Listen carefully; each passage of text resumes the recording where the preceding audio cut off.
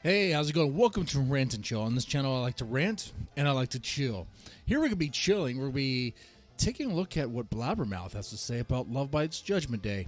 If you like this sort of thing, make sure you press the like button, share, and subscribe. And want to help me out in an additional way, you can become a patron. There's that. What do you get in return? Well, you help me out for one. Thank you. Also, you get access to any videos that get blocked doing reactions. That's going to happen a lot. And I plan on expanding my reactions quite a bit to where that's probably going to happen. Like, once I start reacting to anime, that stuff is not going to be allowed on YouTube like that. It's not going to be behind a paywall either. I mean, it's just there. You know, it's just there. Anyway, let's move on. We're going to talk about what does Blabbermouth.net have to say about LOVEBITES Judgement Day. Well, let's take a look at that. Let's see. So LOVEBITES Judgement Day, dispatching the cynics with opening seconds of their Awakening the Abyss debut in 2017. LOVEBITES have been an irresistible force from the start. Rarely has any power metal band been so relentlessly ferocious, particularly with the virtuoso chops to match. Subsequent albums, Clockwork Immortality and Electric Pentagram, only added to the Japanese quintet's notoriety. Anyone lucky enough to catch them in the flesh will confirm the blistering intensity of the records is very much a representation of the same thing. Judgement Day aims to reinforce the point, with only the arrival of new bassist Fami suggesting anything in the way of a fundamental change.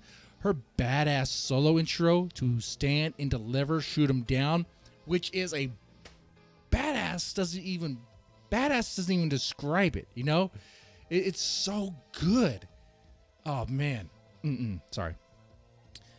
Her badass solo intro to Stand and Deliver, Shoot 'em Down, acting as a statement of intent. She slots into the band perfectly, which is all the more admirable when it becomes apparent that this is LOVEBITES' most incendiary album to date. It really is. This might be their best album. Okay? There's no shame in having a formula when it smashes everything to bits like this. LOVEBITES adhere to more is more ethos, wherein speed, power, and a never-ending stream of wild technical solos are the keys to the kingdom, and they are. It's a glorious kingdom it is. With vocalist Asami scaling the octaves like some possessed Broadway star, every one of these songs is a full-on, no-holds-barred heavy metal ranger with all the tooth, dislodging kick drum flurries anyone could possibly need. We Are the Resurrection is slammed down like the ultimate blueprint. Fast, furious, considerably heavier than the power metal average, and absolutely groaning with inspired chord changes and dark, twisted, interstitial. What the lead breaks?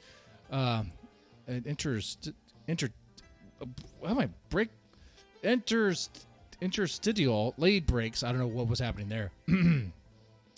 The chord finally hits at the 2-minute mark, and it's almost comically satisfying payoff. Then the solos erupt, and LOVEBITES are in full combat mode. Hurtling along at a thrilling pace, outgunning just about everyone in the same ballpark. Big tunes, insane musicianship. Musicianship. Why can't I read? Do I need Red Bull? Do I need this? I think I'm just what's happening here is I can't catch a breath. Okay. Big tunes, insane musicianship. No let up, no compromise. Despite their always immaculate collective appearance, this band have true metal grit under their fingernails. Songs like The Spirit Lives On and Unhinged Closer, Soldier Stands Solitarily are delivered at a pace that occasionally threatens to derail both Asami's voice and the clarity of the band's performance. It never does, of course.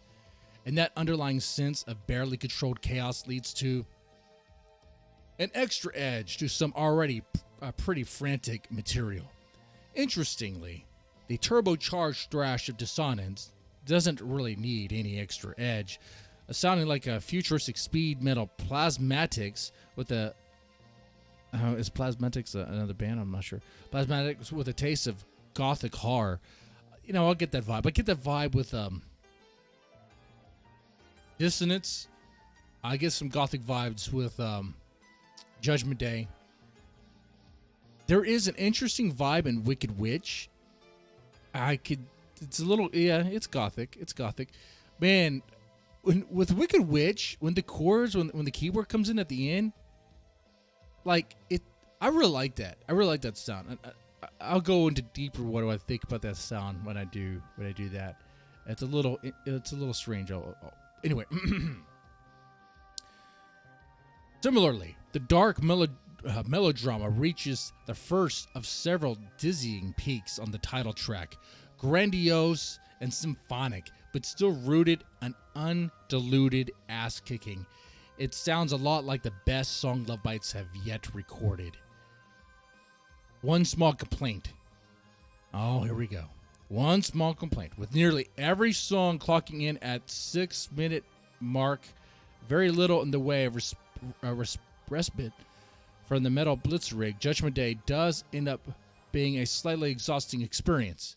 But does it feel fucking great? But doesn't it feel fucking great? Okay.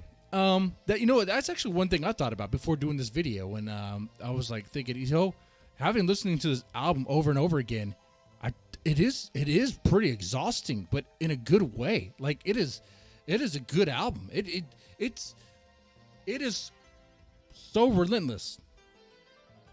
It is so relentless the way it just hammers in. They're back with a vengeance, man. They're back with a vengeance. They're like ballad, no ballad this time, which is strange because actually one of the songs on there sounds like it would have actually sounded really great as a ballad. What song was it? Lost in the Garden. If you slowed it down a little bit and did like an acoustic version, oh man, that would also be a really great ballad too. In fact, I hope that happens. I hope how they did an acoustic version of was it Rising? Is that the one? I think that's the one I'm thinking about. It was Asami and Miyako, and she was playing the guitar or piano. It's been so long. I don't remember that exactly. Oh my god. But I'm just saying, it's possible it could happen. It'd be great. And don't get me wrong, Lost in the Garden's still good. It's one of my top fives. It's one of my top fives, guys. Come on now. Okay? Anyway, let me know what you thought about that review. I thought it was pretty good. I thought it was pretty honest. I mean, yeah, it is a pretty brutal album. I mean, it is heavy. It is heavy. You are going to be sweating through and be like, oh my God, I need a break. Hold on. Please let there be a slow song. I need to catch my breath here. Anyway. With that said, let me know in the comment section. You guys take it easy.